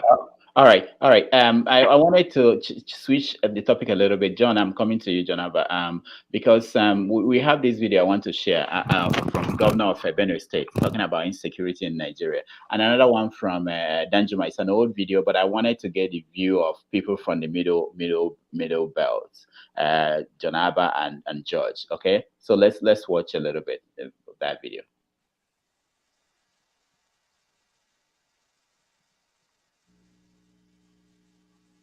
Terrorists who are Fulani bandits from Niger, from Mali, from all these things. They will come and take over the villa. They will go to government houses and take over. Mark my word, just like what happened in Afghanistan, will happen here if Mr. President doesn't rise up. What can Mr. President say 7 years running that PDP did? PDP left 190 or thereabout naira per dollar. How much was petrol sold? How much was the economy? How many industries did we have? How many, we only heard about Boko Haram in the Northeast. Today it is everywhere. It is in Benue. Every day they are killing in Benue. They are killing in the North Central. Several states in the North Central. Nobody is going to farm. Even me, I cannot go to farm. Even when I was attacked, I could not be given the privilege of having justice. I was told that security men arrested 13 Fulani and 1 Juku man and 1 thief man, and today they have freed those Fulani men. The people they are prosecuting is the thief man and the Juku man, who is a fisherman, and the thief boy is my own cousin. Where I went, he was with me when I was being shot at. He could have been killed too, and so this is the level of injustice that is happening. You talk about justice, you talk about corruption. All right, George, that's your governor, Samuel Autumn, talking about insecurity, especially in Benue State, and it's something that we sometimes we forget. If you're not from that particular area, you look away, but it's a serious thing. Almost every day there are killings going on there. What is your take about how to stop this? What he has said is actually, because I have folks in Niger State too, and Boko Haram or the bandits have gotten there. I know friends from Kaduna, and basically Abuja Kaduna road is a death trap, not the road itself. There are people who are staying there and kidnapping people and shooting at people and killing people. So yeah, the whole terrorism and banditry has spread and is spreading downwards towards the south and west of Nigeria. What is tragic about it is just the complete absence of justice, the complete absence of consequence, and the complete absence of justice. So you have something like this go on, nobody is willing to get involved.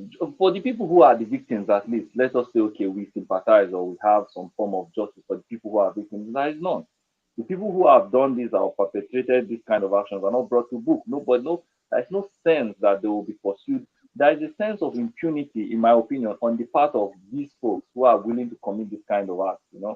They are running around, doing whatever they want to do, because they are sure that nothing will happen.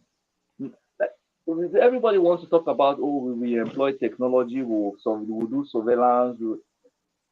In many parts of the world, nobody's actively catching criminals while they are committing the crime. The promise of the law is that no matter how long it takes, no matter the effort it requires, they will catch you eventually. And that's why people stay away from crime. Crime is easy to do. Nobody here is running around pulling anybody on their shoulder.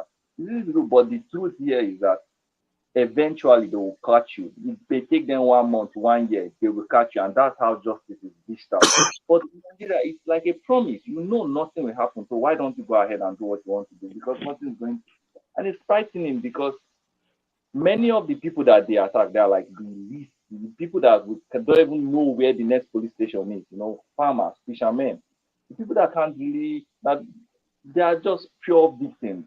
They are helpless. You attack these people, you destroy their farm. This is how Nigeria is really fed.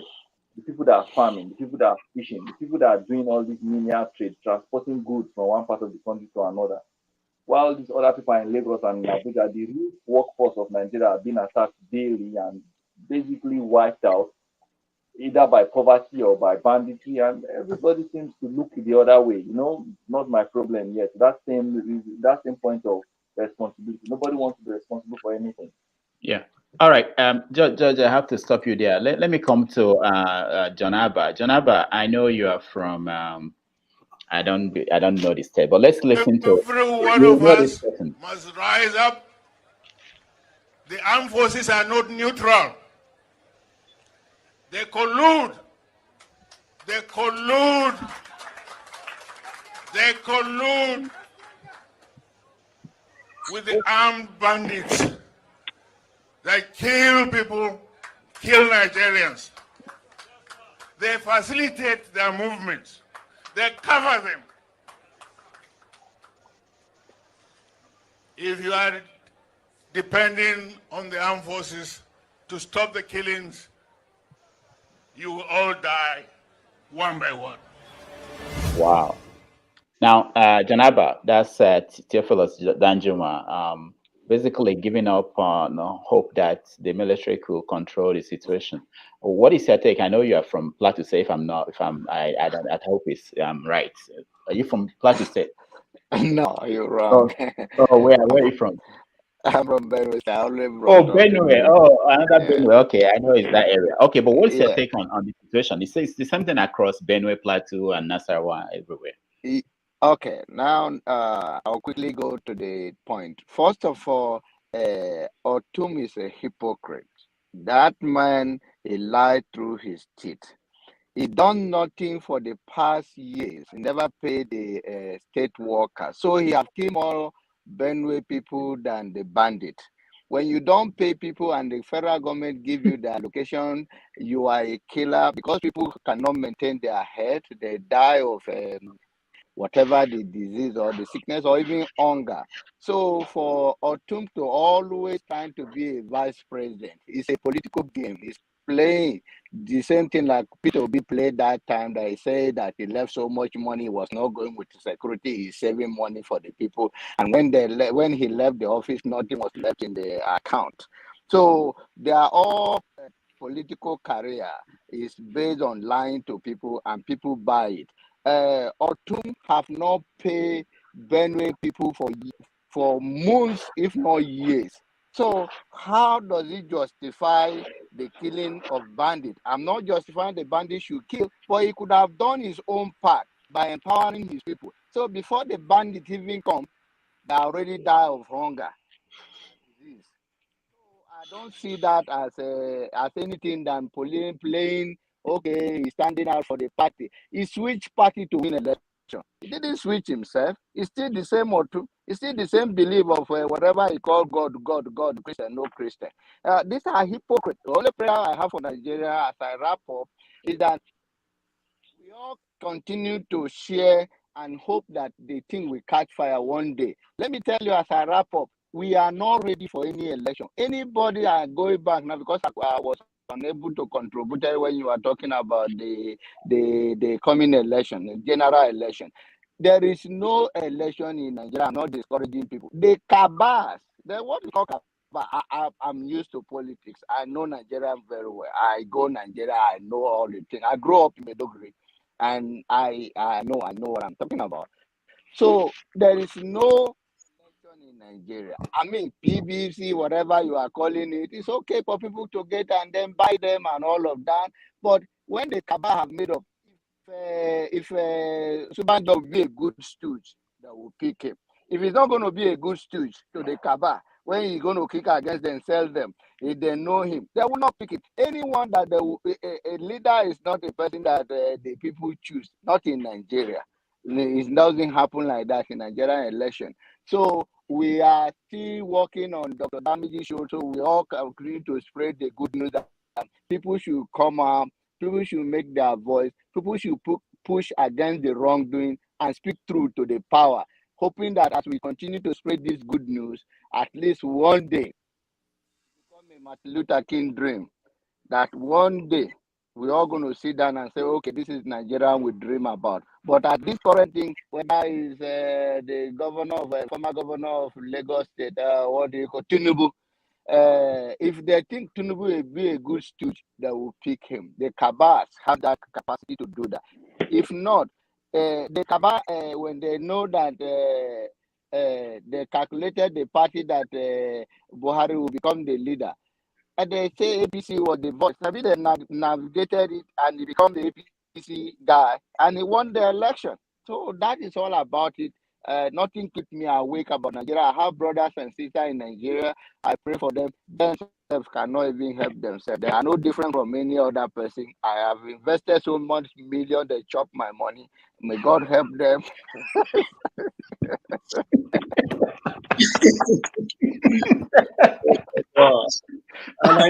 Jonathan, thank you. Thank you so much. Oh, God. Kanuru Panimia. Jonathan, Kanuru Panimia. What do you say? Say Kanuri Panumia. Kanajin Kanuri. Fanuma. Now what? Clever. All right. Sanu Daiki. That's Kanuri language. Oh, Kanuri. Okay. We'll be meeting on the show. Sam, you guys are good. All of you are wonderful. And Dr. Damages, I'm in the warehouse now working so hard to ship to Nigeria. It's very difficult. The Danjuma that talk is own Danjuma Danjuma is a good guy. He's talking from the military, whatever. He has millions in his account. It's a shipping line that is as a Kaba in general. I cannot even use it. My car go to Nigeria, they will vandalize it, or it's a 5-star. Its own is 5-star. So that is what I do. So God will keep us. Danjuma that is talking, that general that is firing people, talking about everybody. You cannot dare shape anything through his shipping line. He has a shipping line. It's a 5-star. So all of Nigeria, we are all in God's hands. Whatever you God believe in the God, as I leave the stage for you guys, we keep working so hard. And thank you. We'll meet again. God bless. All right. Thank you so much, Jonava. Thank you. George, I wanted to hear from you in terms of what Jonava is saying. He was very critical of Governor Autumn, and that the governor has not done his part, and he's complaining about the federal government and insecurity in the state.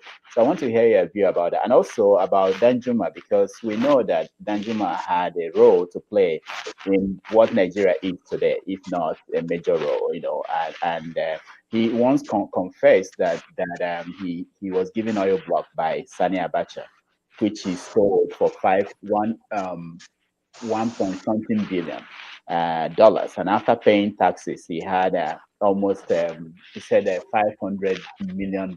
He didn't know what to do, and he didn't want his kids to be fighting over his money. So he gave out. He started a foundation, and so I want to know what you think about Danjuma. He's from the Middle Belt, and now he's at the receiving end of the country that he helped to put in this situation. So yeah, historically, I don't know a lot about Mr. Danjuma, but like he said, Mr. Abba said, I agree with him. As a governor, I'm starting from the point from the issue of Autumn. As a governor, what is the receipt? What has he done? What you understand? I'm not trying to like cut people down, but it's a very convenient position to point the finger at somebody else. And the way Nigeria is structured, there's always somebody else to point the finger to. It's either the president is pointing to the military staff is pointing to the president, the governor is pointing up, this one is pointing. Everybody is like a hot potato, they have to pass it around to somebody. But the one that is within their power, they've not done. They change political parties at convenience, which one suits you, which one is the one that you think will benefit you. You change that time you are not seeing any problem. The moment responsibility comes knocking at your door, then you start pointing fingers. You start telling people that, oh, well, the president is aware. The military is biased, so on and so forth. But the part that is your role, the one that is your role, like he said, they have not been paying salaries. They've not been paying salaries. If you are the governor of a state and not paying salaries, you are essentially ensuring that criminality is basically going to increase in that state. People that were going to work, doing one thing, doing this to make ends meet, they don't have that source anymore. They have to find a new way to do it. They're either moving out of the state or they're going to engage in criminal activity. So yeah, as a governor, I don't know what he has done. He has been the governor for a while, but I can't point finger to what he has done. About the man with the oil well, we thank God. That's how Nigerian money used to move. Through oil well, through contracts that nobody can describe. I'm sorry, it's only my TTV can see now. I'll turn on the light later. Through oil well, through contracts that nobody can see. But then they have to do the thing. Like when we started this whole conversation earlier, a guy from Lagos said when he was 17, that Buhari was the president. Now, Buhari is the president. How Nigeria managed to do this kind of back, I do not understand. It's the same thing. These are the guys that when Nigeria was fruitful, they ate massively from the cake and did not contribute anything. So coming back now, it's ironic. It's coming back now to come and complain. It's like a father. You have grown your children, finished, then you are complaining that they are bad children. Whose fault is it? All right. Thank you so much, George. We're rounding up. We have less than five minutes. So when you look at the security situation in the country and you listen to someone like Danjuma, what does that say to you? To be honest with you, I get confused. When things happen in Nigeria, because some people have framed it to be like the Fulanis are trying to take over, and then these are the Fulanis are also killing killing Muslims, also just killing everybody, bombing indiscriminately or whatever, doing the things indiscriminately. So I'm not sure I don't know what to say about Nigeria, the insecurity. If someone, say that, that there's an agenda by Fulani, Buhari and his clique and whatever. What kind of agenda is this? They don't have plan. You see, it's not that, they are developing the North, it's not even that he's developing his own state. So I am thinking that, somehow that, because things are the way they are, I think the things are the way they are because some people are making money out of this. That's what I can think of. So I don't think it is a coordinated plan by a clique or ethnic group, to take over, in cahoots with the government to take over other people's land. So it's just that I don't know, to be honest, just Nigeria is in disarray. Nigeria is a failed state. So okay. The train. I heard that the train, the kidnapping that happened in Kaduna, that they were warned. There was security, information that things were going to happen, and eventually, nothing was done. It happened. So I to be honest with you, Nigeria confuses me. So I don't know what to say. All right, thank you so much. We're running up now, so I'll come to you, Raf and Ovie. But let me get someone just joined us. Sam Wudo Ezatuku, welcome to the show. Thank you, Dr. Damages. I don't have to ask you where you are. You are here in New York with us. We've been talking about several things. I don't know how much you listen to the conversation, but I want you to weigh in on the state of the country today.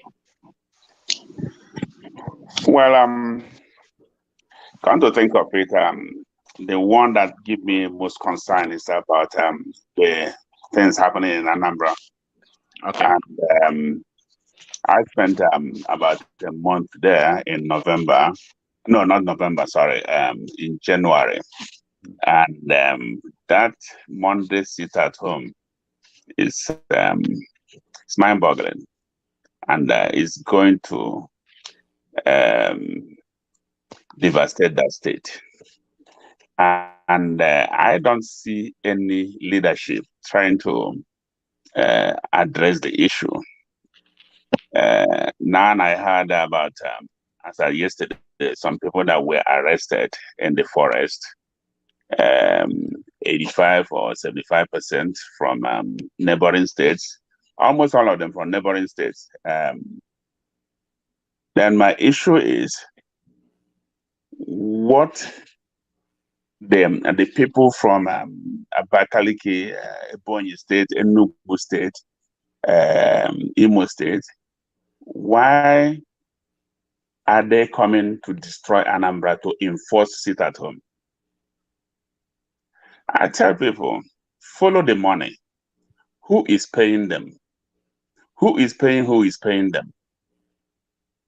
If you follow the money, you'll be able to find out the source of that anarchy. It's quite unfortunate that Nigeria, I'm a lover of Nigeria. I've spent a lot of time there, a lot of money there, and I don't like what I see right now. Let me ask you. The governor took some steps. He set up a committee. I think he called it the Reconciliation Committee that had a Charlie Boy, had a Bianca Ojukwu, and several other people trying to make peace with different people. Do you think there are better ways that he could have done that? Yes. I don't know the qualification that Bianca has to be part of Reconciliation Committee. However, my issue is all these people that were arrested, and that almost all of them from out of state. Are you sure somebody is not planting seed of discord in Southeast? I don't believe that somebody from Ebonyi or Enugu State, all those street people that were coming there shooting up people, I do not believe that somebody is sponsoring them. We have to find a way to follow the money. Who is paying them, and who is paying them? Mm-hmm. Okay. All right. Thank you so much. Let's go to Raf. Raf, we're rounding up. We have like 3 minutes left. So, what is a general summation of what we've been discussing today? Thank you, Dr. Damages. I'll be quick. So, 2 points. Like my brother who just spoke earlier said, follow the money. And my brother who spoke before him said, whoever is benefiting from the situation, there's someone who stands to benefit. And if you are benefiting from the situation, why would you want the situation changed? That's what I tell people when people complain about, when people say, the system is this, system is that. I'm like, if you want the system changed, you have to look at who does the change affect. That is who you need to target. If you're going to preach to somebody about, we need a political movement, we need a political change, we need whatever, you need to look at who is it affecting first. Who are the people, or who is the person? And when you start from there, you can make your diagram down, and then you can make your outreach. And it's like the best example I can give is when people always talk about electricity in Nigeria, and then you always hear somebody say, but the generator sellers, the mafia of the generator sellers, sometimes a few people talk about it, some people don't talk about it, and they say, oh, those are the people that don't ever want electricity improved in the country, because if you import generators into the country, why would you ever want generators to why would you ever want electricity to be in the country, right? You don't ever want it to improve because you will keep importing generators. So there's always someone in benefiting from a system, from a scenario. And like my brother just spoke about Anambra, I don't have any proof, I don't have the details, but if you follow the money, that's why our journalism is important. If you have investigative journalists who are doing the job, support them, and you follow it. It's not easy. There's no easy solutions. You can't get solutions in one day. If you get the right people into the office, give them time to work. That's all I have. Please All check right. out my podcast, White Label American. Sorry, I know we are running out of time, but I just want All right. to chime this in as quickly as possible. I know that argument about the mafia of generator sellers. It's fine. It's a good argument, and I'm not saying I that didn't say that. I'm not saying that. I've just given an example. I didn't say yes. it is the issue of only thing. Nigerian power generation is a problem that is maintained because of the continuous investment that will continue going into that sector. You have to keep the problem so that you can ask government for money next year to build a new grid, to maintain the grid, to repair the grid. That is, like I said, who benefits? Like I said, who benefits from the wastage? It's a wastage of funds. Who benefits? If there's a benefit of wastage of funds, it's not only the generator sellers. That was just one example out of all. So, all right. Like So, so please, to my Anambra, sorry, Rudolph, to my Anambra, I don't think that follow the money. That me. No, follow the money. I think like we say in Igbo land, there are some people who are benefiting, like because of the chaos. They rob people. They kidnap people. Using this thing. So they want this situation to continue. So I think that's the people are causing this. Not that someone is making money by like one particular man or whatever is making money from because other people are staying at home. So I think that is security. Some people are making money by robbing people, doing some other criminalities. That's what's happening. Okay. Thank you so much. Also, everybody who watch this video, click the like button. Also, click like button. It helps. Yes. Share it, please. All right, I have to leave now. Thank you. Yeah, I know you have to. Yeah. Ovie, I'll give you the last word. Maybe Sam will respond. But Sam, do you have anything to say to some of the comments they made about? Yes. When I say follow the money, those guys that are running around shooting people, somebody is paying them. Where is that fund coming? Because I don't see that many kidnap and ransom people requesting for ransom. Somebody is paying them. No. So no, they are. People are being kidnapped. No, actually, people are being kidnapped. To be honest with you, I know people are being kidnapped. Okay. All right. Yeah. All right. So what I'm saying, somebody is trying to destabilize Southeast, because telling me that almost 100% of the people arrested in Anambra are from neighboring states. What message are you sending? No, bro, I don't want to get into this situation, but I'm gonna say something. Maybe it's controversial. It might be controversial. There are so many people from Abakaliki, although they are part of the Ebonyi state in Anambra State that are unemployed. They were Okada riders. Then when there was a time Anambra tried to stop Okada riders, and the criminality increased. People were being robbed and things like that. So they have to look into that. There are so many unemployed people from Ebonyi and Enugu State in Anambra, and that's part of the problem. I'm not saying that they should be shut away, but I'm just highlighting the issue. All right. Let's. We have to give the final word to Ovie. Ovie, I want you to, in less than a minute, we're out of time. Somebody sent a comment that I wanted you to talk about, that we are wasting, that we're the problem of Nigeria, all of us who are abroad, and we're just criticizing Nigeria. So while you sum up, can you answer this question, please? It's sad because he's generalizing it, which is very wrong of him. First of all, me particularly, I'm not proud that I have to leave my loved ones, travel thousands of miles, cross the Atlantic Ocean to be able to earn a living and live the lives that I want. I'm not proud of that. That is not what I want for my kids or my neighbor or my enemy. No. My dream is to be in my village or so, see able to live the life that I want, able to earn that I want. That's my dream. So not be everybody with their America say, or they abroad, they see I'm saying anything. Two, it's also direct response to Raphael that just left, talking about starting small. Not be everybody you could accuse. I, in particular, am very interested in who either become councillor and who represent my ward in Ososo Agupedo local government. And time with that number, I put my money where my mouth is. I am very interested in politics. It's even unfortunate that the local government election are just again, just going to happen 2 weeks from now. Other than that, nationally, I have a foundation called Frederick Agbaje Foundation. What do? I make sure we take track and feed back to the school, mostly rural villages.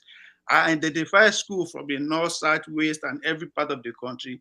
From time to time, I pay them monthly just to go back, exactly to go back to the primary schools and teach and coach if they can. So not be everybody just say they come here, they give opinion that is useless or doesn't know or more invested than in Nigeria that you are talking about. I always brag that I am more on ground in Nigeria than most people I come in contact with because I know what is going on. I also put my money there, not just investing there, also empower people. That's what the foundation is about.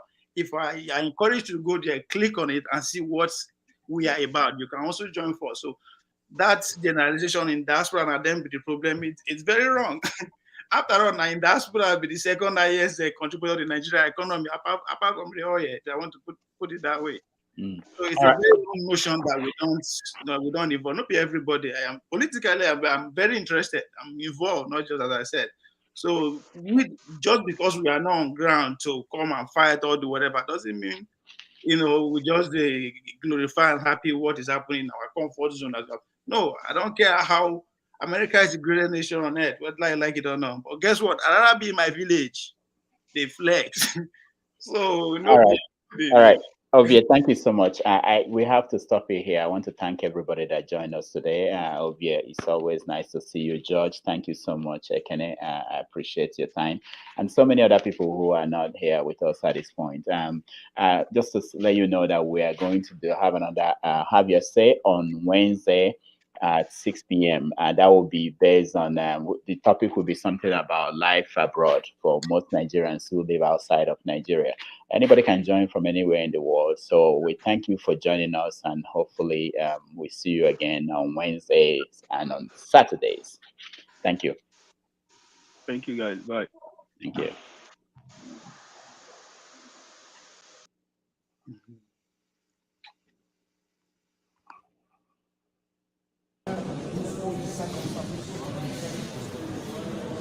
That is section 36, because our criminal justice system is the Anglo-Saxon based criminal justice system. It is accusatory. It is not inquisitory. What does this mean? It means that it is the innocence of a person and not his guilt that is presumed. It is different